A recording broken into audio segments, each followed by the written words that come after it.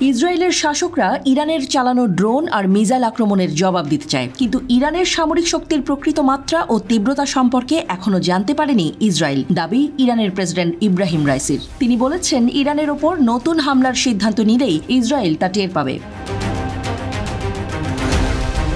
লেবাননের supreme Islamic শিয়া কাউন্সিলের vice president Sheikh Ali আল খতিবের সঙ্গে এক বৈঠকে এমন মন্তব্য করেন রাইসি।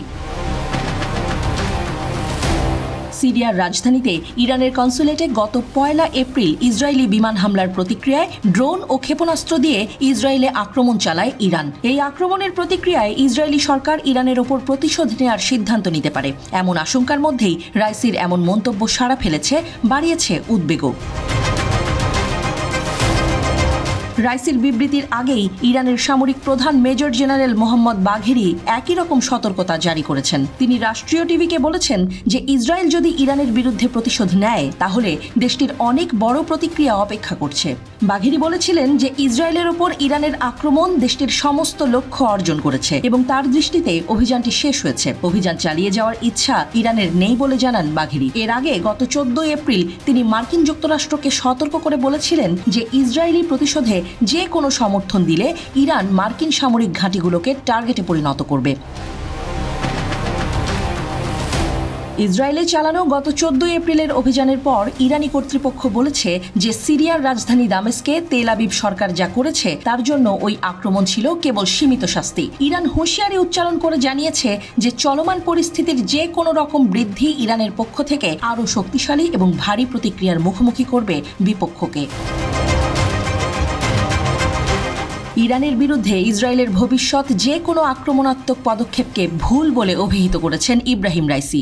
তেমন কোনো ভুলের ক্ষেত্রে জায়নবাদী এবং তাদের পৃষ্ঠপোষকরা ইরানের বাস্তব এবং ব্যাপক প্রতিক্রিয়ার অর্থ জানতে পারবে বলেছেন রাইসি।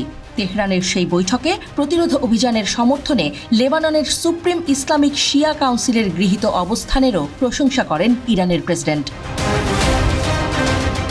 শেখ আলী আল খতিব বলেছেন, ইসরায়েলি সরকারের বিরুদ্ধে শক্তিশালী সামরিক পদক্ষেপ নেয়ার কারণে তিনি লেবাননের জনগণের পক্ষ থেকে ইরানের প্রতি কৃতজ্ঞতার বার্তা দিচ্ছেন। তিনি বলেছেন, ইরান অনেক বছর ধরে চাপ, নিষেধাজ্ঞা এবং শত্রুতার বিরুদ্ধে অটল থাকার মাধ্যমে মুসলিম দেশগুলোকে গর্বিত করেছে। মধ্যপ্রাচ্যের অন্য কোনো দেশ কখনো ইসরায়েলি রাজত্বের বিরুদ্ধে এতটা দৃঢ়ভাবে দাঁড়াতে পারেনি, এই কথাও জোর দিয়ে বলেন তিনি।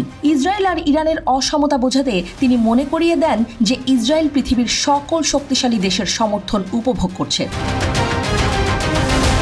মার্কিন প্রেসিডেন্ট জো বাইডেন নিজে ইসরায়েলি প্রধানমন্ত্রী বেনিয়ামিন নেতানিয়াহুকে জানিয়ে দিয়েছেন যে ইরানের আক্রমণের পাল্টা জবাব দিতে কোনো সামরিক পদক্ষেপ নিলে ইসরায়েলের পাশে মার্কিন যুক্তরাষ্ট্র থাকবে না। সামনেই মার্কিন প্রেসিডেন্ট নির্বাচন। এই অবস্থায় মধ্যপ্রাচ্যে অশান্তি বাড়তে দিলে তা যুক্তরাষ্ট্রের জন্য ভালো কিছু বয়ে আনবে না। এজন্যই সতর্ক বাইডেন প্রশাসন।